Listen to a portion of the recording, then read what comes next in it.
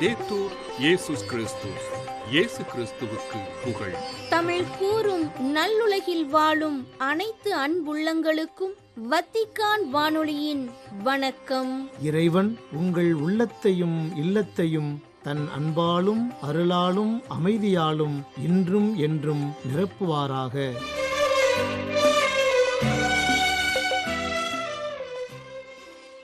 அன்பு நேயர்களே, வத்திக்கான் வானொலி இன்று உங்களுக்கு வழங்கும் நிகழ்வுகள் ஞாயிறு மறையுரை சிந்தனை மற்றும் செய்திகள்.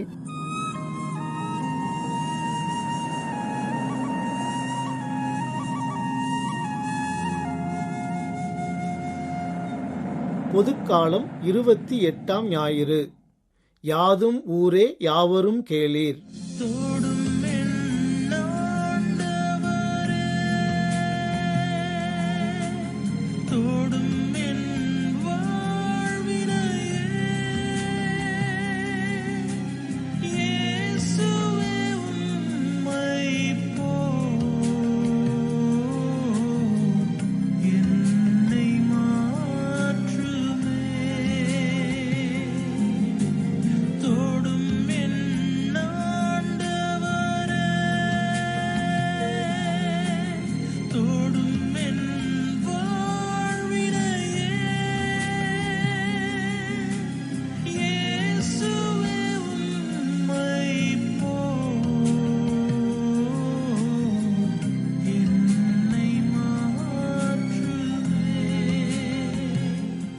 அன்பு நிறைந்தவர்களே, இன்று நாம் பொதுக்காலத்தின் 28ஆம் ஞாயிறை சிறப்பிக்கின்றோம். இன்றைய வாசகங்கள் பிற இனத்தார் கடவுள் மீது கொண்டிருக்கும் ஆழமான நம்பிக்கையை நமக்கு படம் பிடித்து காட்டுகின்றன. அதே வேளையில் கடவுள் மீதான நமது நம்பிக்கை எந்தளவுக்கு ஆழமானதாக இருக்கின்றது என்று சிந்தித்து பார்க்கவும் நம்மை அழைக்கின்றன. இன்றைய நடைமுறை வாழ்க்கையில் பிற இனத்தாரிடம் இருக்கும் பக்தி கூட கடவுளை அனுதினமும் நம்புவதாக கூறுவோரிடம் இருப்பதில்லை என்பதும் உண்மையாக இருக்கின்றது. ஒரு ஊரில் ஏழை பெண் ஒருவர் இருந்தார். அவரிடம் இருந்த மாடுகளிடமிருந்து பாலை கறந்து அக்கம்பக்கத்து கிராமங்களில் உள்ள பலரின் வீடுகளுக்கு சென்று தினசரி கொடுப்பதை அவர் வழக்கமாக கொண்டிருந்தார். அதன் வழியாக கிடைக்கும் வருமானத்தை கொண்டு தனது வாழ்க்கையை வாழ்ந்து வந்தார். அவர் கடவுளை அறியாத ஒரு வேற்றின பெண். ஊரின் எல்லையில் இருக்கும் ஒரு துறவியின் மடத்திற்கும் இவர்தான் தினமும் பால் ஊற்றி வந்தார். ஒரு நாள் வழக்கம் போல துறவி பூசையில் உட்கார்ந்தார். ஆனால் பூசைக்கு தேவையான பால் இன்னும் வரவில்லை. பால் கொண்டு வரும் இந்த பெண் அடிக்கடி தாமதமாக வருகிறார் என்பதை புரிந்து கொண்ட அவர் ஒரு நாள் அந்த பெண்ணிடம், ஏமா, உன்னால ஒழுங்கா சரியான நேரத்துக்கு பால் கொண்டு வர முடியாதா? உன்னால எனக்கு பூசை நேரம் தாமதமாகுது என்று கடிந்து கொண்டார். மன்னிக்கணும் சாமி, நான் என்ன பண்ணுவேன்? வீட்டை விட்டு சீக்கிரமாக தான் கிளம்புறேன். ஆனால் இங்கே வர்றதுக்கு கரையில் படகுக்காக ரொம்ப நேரம் காத்திருக்க வேண்டியிருக்கு என்று கூறினார். அதற்கு அந்த துறவி, என்னது, ஆத்த கடக்கிறதுக்கு படகுக்கு காத்திருக்கியா? அவன் பிறவி பெருங்கடலையே கடவுளே கடவுளேன்னு சொல்லிக்கிட்டே தாண்டிடுறான். நீ என்னடான்னா ஆத்த கடக்கிறத போய் ஒரு பெரிய காரியமாக சொல்லிக்கிட்டு இருக்கியே. சரி சரி போ, இனிமே சீக்கிரம் வரணும், இல்லைன்னா எனக்கு பால் வேண்டாம் என்று கராராக கூறிவிட்டு உள்ளே சென்று விட்டார் அந்த துறவி. துறவி விளையாட்டாக சொன்னதை அந்த பெண் மிகவும் பயபக்தியுடன் கேட்டுக்கொண்டார். மறுநாளிலிருந்து சரியாக குறித்த நேரத்துக்கு பால் கொண்டு வர தொடங்கிவிட்டார் அப்பெண். இதனால் அந்த துறவிக்கு திடீரென சந்தேகம் வந்துவிட்டது. என்னம்மா இது, அதிசயமா இருக்கு, இப்போதெல்லாம் சரியான நேரத்துக்கு வந்துடுறியே என்றார்.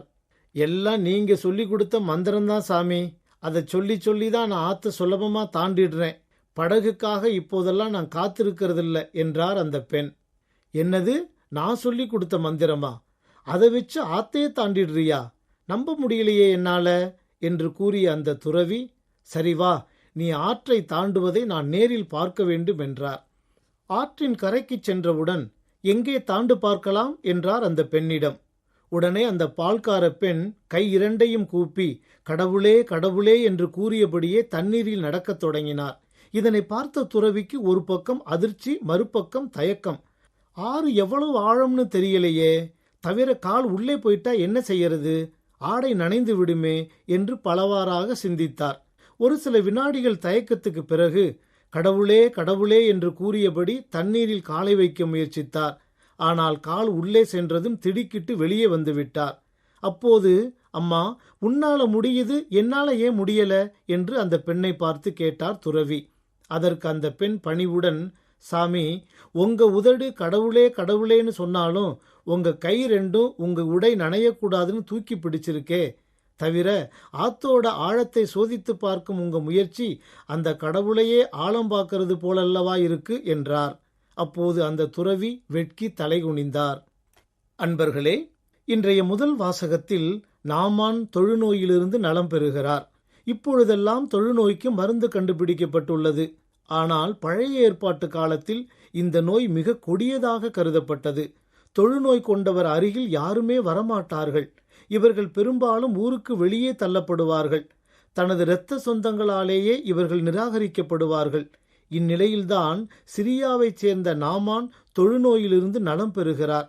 இஸ்ரேல் இனத்தை சாராத நாமான் இஸ்ரேல் மக்களின் யாவே கடவுளை உண்மை கடவுளாக ஏற்று அவர் மீது நம்பிக்கை கொள்கின்றார்.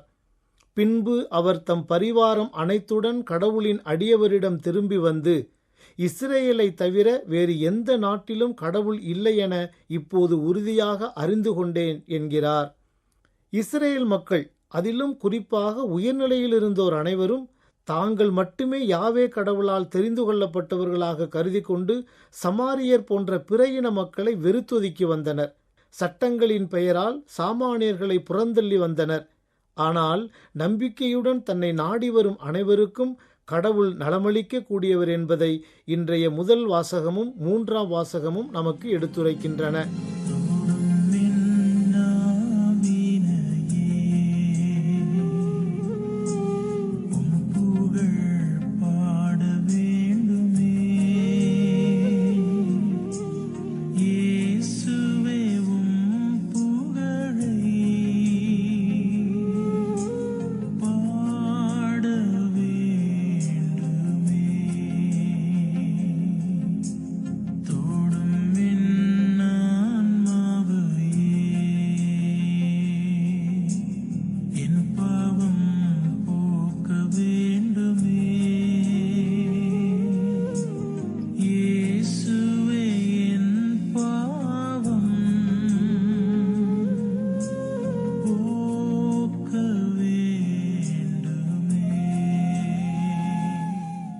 நற்செய்தி வாசகத்தில் தொழுநோயாளர் 10 பேர் நலம் பெறும் நிலையில் அவர்களில் சமாரியர் ஒருவர் மட்டுமே திரும்ப வந்து இயேசுவுக்கு நன்றி செலுத்துகிறார். இப்போது அப்பகுதியை வாசிப்போம். அவ்வாறே அவர்கள் புறப்பட்டு போகும்போது அவர்கள் நோய் நீங்கிற்று. அவர்களில் ஒருவர் தம் பிணி தீர்ந்திருப்பதைக் கண்டு உரத்த குரலில் கடவுளை போற்றி புகழ்ந்து கொண்டே இயேசுவிடம் திரும்பி வந்தார். அவருடைய காலில் முகங்குப்புற விழுந்து அவருக்கு நன்றி செலுத்தினார். அவரோ ஒரு சமாரியர். இயேசு அவரை பார்த்து, 10 பேர்களின் நோயும் நீங்கவில்லையா? மற்ற 9 பேர் எங்கே? கடவுளை போற்றி புகழ அந்நியராகிய உம்மை தவிர வேறு எவரும் திரும்பி வர காணோமே என்றார். பின்பு அவரிடம், எழுந்து செல்லும், உமது நம்பிக்கை உமக்கு நலமளித்தது என்றார். இயேசு தனது பணிவாழ்வில் சமாரியர், கனானேயர், நூற்றுவர் தலைவர் போன்ற பிற இன மக்களின் நம்பிக்கையை போற்றுகின்றார். லூக்கா நற்செய்தியில் வரும் நல்ல சமாரியர் ஓமையிலும் யோவான் நற்செய்தியில் வரும் இயேசு சமாரிய பெண் உரையாடலிலும் இதனை நாம் காண்கின்றோம். பழைய ஏற்பாட்டில் ரூத்து புத்தகத்தில் அருமையான நிகழ்வு ஒன்று வருகிறது. பிற இனத்து பெண்ணான ரூத்து நகோமியின் மகனை மணந்து கைம்பெண்ணான நிலையில் திரும்பவும் தனது நாட்டிற்கு போக விரும்பாமல் அவருடனேயே பெத்லேகம் வருகின்றார். நகோமி தன் கணவரையும் 2 மைந்தரையும் இழந்து தன்னந்தனியராய் விடுபட்ட நிலையில் ரூத்து அவருக்கு உண்மை மருமகளாய் உற்ற துணையாகிறார். அயல்நாட்டு பெண்ணான ரூத்து இஸ்ரேல் கடவுள் மீது கொள்ளும் பேரன்பை நம்மால் கண்டு மகிழ முடிகிறது. அதற்கு ரூத்து, உம்மோடு வராமல் உம்மை விட்டு பிரிந்து போகும்படி என்னை நீர் வற்புறுத்த வேண்டாம். நீர் செல்லும் இடத்திற்கே நானும் வருவேன். உமது இல்லமே எனது இல்லம், உம்முடைய இனமே எனது இனம், உம்முடைய தெய்வமே எனக்கும் தெய்வம். நீர் எங்கே இறப்பீரோ அங்கேயே நானும் இறப்பேன். அங்கேதான் என் கல்லறையும் இருக்கும். சாவிலும் உம்மை விட்டு நான் பிரியேன். அப்படி பிரிந்தால் ஆண்டவர் என்னை தண்டிப்பாராக என்றார். அன்பானவர்களே, ரூத்தின் இத்தகைய நம்பிக்கை நிறைந்த வாழ்வால் இஸ்ரேல் இனத்தவரான போவாசு அவரை மறுமணம் செய்து கொண்டு அவருக்கு மறுவாழ்வு அளிக்கும் அளவிற்கு அவரை கடவுள் நிறைவாக ஆசீர்வதிக்கின்றார். இதன் வழியாக ரூத்து இயேசுவின் மூதாதையர் பட்டியலில் இடம்பெறும் பேறு பெறுகிறார். இயேசு தனது இறையாட்சி பணியை தொடங்கிய போது பல பேர் வந்து போகும் எருசலேமில் தொடங்காமல் பல இனத்தவர் வாழும் கலிலேய பகுதியில் தொடங்குகிறார். முற்காலத்தில் செபுலோன் நாட்டையும் நப்தலி நாட்டையும் ஆண்டவர் அவமதிப்புக்கு உட்படுத்தினார். பிற்காலத்திலோ பெருங்கடல் வழிப்பகுதி, யோர்தானுக்கு அப்பாலுள்ள நிலப்பரப்பு, பிற இனத்தார் வாழும் கலிலேயா நாடு ஆகிய பகுதிகளுக்கு மேன்மை வரச் செய்வார். காரிருளில் நடந்து வந்த மக்கள் பேரொளியை கண்டார்கள். சாவின் நிழல் சூழ்ந்துள்ள நாட்டில் குடியிருப்போர் மேல் சுடரொளி உதித்துள்ளது என்று எசாயா புத்தகத்தில் நாம் வாசிக்கின்றோம். இயேசு தனது பணியை எருசலேமில் தொடங்கியிருந்தால் அவரது போதனைகள் அதிக எண்ணிக்கையிலான யூதர்களை சென்றடைந்திருக்கும். ஆனால் இயேசு அவ்வாறு செய்யவில்லை. காரணம், தனது இறைத்தந்தையின் அன்பு எல்லா மக்களுக்கும் கிடைக்க வேண்டுமென இயேசு விரும்பினார். சிறப்பாக நூற்றுவர் தலைவர் ஒருவர் இயேசுவிடம் வந்து முடக்குவாதத்தால் துயருறும் தன் மகனை குணப்படுத்த வேண்டும் போது தான் வந்து அவர் மகனை குணப்படுத்துவதாக கூறுகிறார் இயேசு. அப்போது நூற்றுவர் தலைவர், ஐயா, நீர் என் வீட்டிற்குள் அடியெடுத்து வைக்க நான் தகுதியற்றவன். ஆனால் ஒரு வார்த்தை மட்டும் சொல்லும், என் பையன் நலமடைவான் என்று நம்பிக்கையோடு கூறுகிறார். இதை கேட்ட இயேசு வியந்து தம்மை பின்தொடர்ந்து வந்தவர்களை நோக்கி, உறுதியாக உங்களுக்கு சொல்கிறேன், இஸ்ரேலர் யாரிடமும் இத்தகைய நம்பிக்கையை நான் கண்டதில்லை என்று கூறுவதை பார்க்கின்றோம். இந்த வார்த்தைகளை நினைவில் நிறுத்திதான் திருப்பலியின் இறுதியில் திருவிருந்து சடங்கில் பங்கு பெறுவதற்கு முன்பு, ஆண்டவரே, நீர் என் இல்லத்தில் எழுந்தருள நான் தகுதியற்றவன், ஆனால் ஒரு வார்த்தை மட்டும் சொல்லியருளும், என் ஆன்மா நலமடையும் என்று கூறுகின்றோம். மேலும் இயேசு ஆண்டவர் இன்னொரு முக்கியமான விடயத்தையும் நமக்கு நினைவுபடுத்துகின்றார். அதாவது, கிழக்கிலும் மேற்கிலுமிருந்து பலர் வந்து ஆபிரகாம், ஈசாக்கு, யாக்கோப்பு ஆகியோருடன் விண்ணரசின் பந்தியில் அமர்வர். ஆக கடவுள் எல்லாருக்கும் சொந்தமானவர். நம்பிக்கையோடு தன்னை கூவி அழைப்போர் அனைவரையும் ஆதரித்து அவர்களை குணப்படுத்துகிறார். சமுதாயத்தில் ஓரங்கட்டப்பட்டோரையும் ஒடுக்கப்பட்டோரையும் சிறுமைப்படுத்தப்பட்டு வாழ்வில் நலிந்தோரையும் அவர் என்றும் கைதூக்கி விடுகிறார். இறை நம்பிக்கை கொண்ட அனைவரையும் தனது அரசில் ஏற்றுக்கொள்கிறார். இப்படி கூறும் இயேசு அதே வேளையில் இத்தகையோரை ஏற்றுக்கொள்ளாத அனைவரும் அவரது அரசிலிருந்து விரட்டியடிக்கப்படுவார்கள் என்றும் எச்சரிக்கின்றார். ஆகவே அன்பானவர்களே, கடவுள் மீதான நமது உண்மையான நம்பிக்கை என்பது அவரை போல நாம் எல்லாரையும் அரவணைத்துச் செல்வதில் அடங்கியிருக்கிறது என்பதையும் உள்ளத்தில் உள்வாங்கிக் கொள்வோம். எல்லாரையும் ஏற்று வாழும் நல் மனதை இறைவன் நமக்கு வழங்க அவரை நோக்கி இந்நாளில் மன்றாடுவோம்.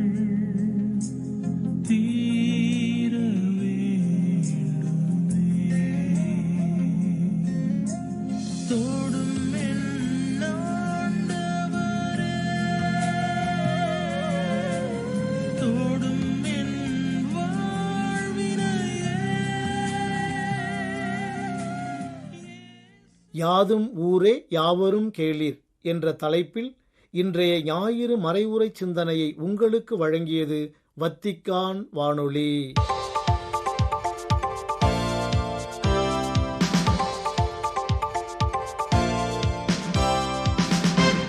செய்திகள்.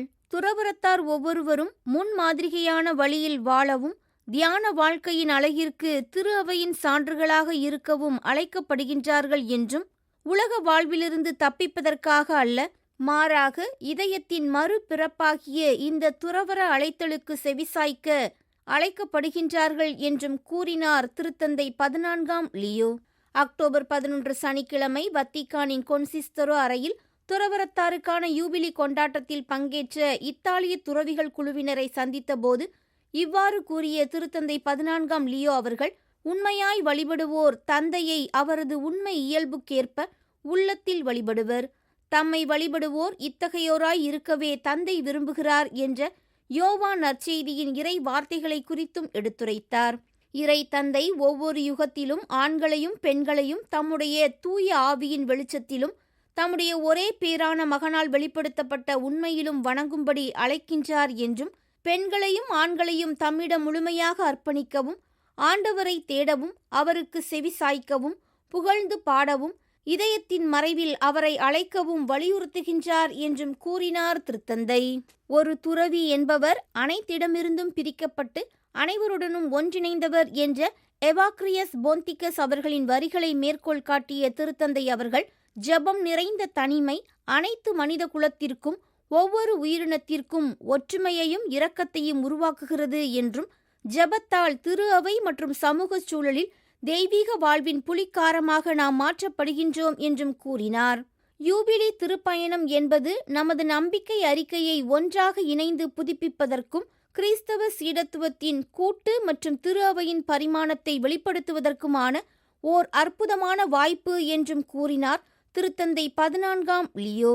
அக்டோபர் 11 சனிக்கிழமை வத்திக்கான் தூய பேதுரு பெருங்கோவில் வளாகத்தில் கூடியிருந்த தொஸ்கானா மறைமாவட்டம் மற்றும் இத்தாலியின் ஏனைய மறைமாவட்டங்களிலிருந்து ரோமிற்கு திருப்பயணிகளாக வந்திருந்த மக்கள் அனைவரையும் சந்தித்தபோது இவ்வாறு கூறினார் திருத்தந்தை 14ஆம் லியோ. மறை மாவட்டங்கள் நம்மை கத்தோலிக்கத்திற்கும் கடவுளின் குழந்தைகள் என்ற முறையில் ஒரே குடும்பமாக ஒன்றிணைந்து வாழவும், சோதனைகளை கடந்து ஒற்றுமையில் வாழவும் அழைக்கின்றது என்றும் கூறினார் திருத்தந்தை. ஒவ்வொரு மறை மாவட்டமும் அதன் சொந்த திரு அவை வரலாறு, புவியியல், மேய்ப்பு பிரிவு வேறுபாடுகளை கருத்தில் கொள்வதாலும் உண்மையான கூட்டொருங்கியக்க பயிற்சியில் ஈடுபடுவது அவசியம் என்றும், கேள்விகள் கேட்டல், ஒன்றிணைந்து நடத்தல், பரிசோதனைகளை ஆரம்பித்தல், செயல்முறையின் சாத்தியக்கூறுகள் மற்றும் வரம்புகளை முன்னிலைப்படுத்த, அமைதியான மற்றும் வெளிப்படையான பகுத்தறிவை தொடங்குதல், முன்னேறுவதற்கான நிலைமைகள் உள்ளதா இல்லையா என்பதை சரிபார்த்தல் அவசியம் என்றும் வலியுறுத்தினார் திருத்தந்தை. அவநம்பிக்கை, பதட்டங்கள், எல்லை போராட்டங்கள் மற்றும் பிளவுகள் அதிகரித்து வரும் இன்றைய உலகில் மதங்களுக்கு இடையேயான உரையாடல் முன் எப்போதையும் விட மிகவும் அவசியமானது என்றும், ஒன்றிப்பு மற்றும் நல்லிணக்கத்தின் விதைகளை விதைத்து அனைவருக்கும் நம்பிக்கையின் கலங்கரை விளக்கமாக நாம் மாற வேண்டும் என்றும் தெரிவித்துள்ளார் கர்தினால் ஜார்ஜ் ஜேக்கப் கூவக்கார்ட். அக்டோபர் 11 சனிக்கிழமை பல்சமய உரையாடல் திருப்பீட துறையின் தலைவரான கர்தினால் ஜார்ஜ் ஜேக்கப் கூவக்கார்ட் அவர்கள் இந்தியாவில் அக்டோபர் 20 திங்களன்று சிறப்பிக்கப்படும் தீபாவளி பண்டிகையை முன்னிட்டு அனுப்பியுள்ள வாழ்த்துச் செய்தியில் இவ்வாறு குறிப்பிட்டுள்ளார். தீபாவளி திருநாளை கொண்டாடும் மக்கள் அனைவருக்கும் மதங்களுக்கு இடையேயான உரையாடலுக்கான திருப்பீடத்துறை தனது அன்பான வாழ்த்துக்களை தெரிவிப்பதில் மகிழ்ச்சி அடைகிறது என்றும், இத்தீப திருவிழா மக்களின் வாழ்க்கையை பிரகாசமாக்கி குடும்பங்கள் மற்றும் சமூகங்களுக்கு மகிழ்ச்சி, ஒற்றுமை மற்றும் அமைதியை கொண்டு வரட்டும் என்றும் அச்செய்தியில் குறிப்பிட்டுள்ளார் கர்தினால் கூவக்கார்ட். மதங்களுக்கு இடையேயான புரிதலும் ஒத்துழைப்பும் நமது அன்றாட வாழ்வில் ஓர் இடத்தை கண்டுபிடித்து ஒன்றிணைந்து வாழ்வதற்கான இயற்கையான வழியாக மாற வேண்டும் என்றும், வாழ்க்கையிலும் நம்பிக்கையிலும் கல்வியின் முதன்மையான இடமாக குடும்பம் இந்த மதிப்புகளை வளர்ப்பதில் ஒரு முக்கிய பங்கை கொண்டுள்ளது என்றும் தெரிவித்துள்ளார் கர்தினால் கூவக்கார்ட். 2 ஆண்டுகளாக நடைபெற்று வரும் குண்டுவெடிப்பு மற்றும் போர் சூழலானது காசா பகுதி முழுவதும் பேரழிவை ஏற்படுத்தியுள்ளது என்றும், 64,000க்கும் மேற்பட்ட குழந்தைகள் கொல்லப்பட்டுள்ளனர் மற்றும் காயமடைந்துள்ளனர் என்றும் தனது அறிக்கையில் தெரிவித்துள்ளது யுனிசெஃப் பன்னாட்டு குழந்தைகள் நல அமைப்பு.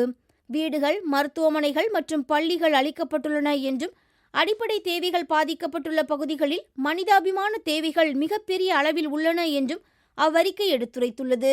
நேயர்களே, இத்துடன் வத்திக்கான் வானொலியின் தமிழ் ஒலிபரப்பு நிறைவு பெறுகின்றது. செவிமடுத்தலுக்கு நன்றி, வணக்கம்.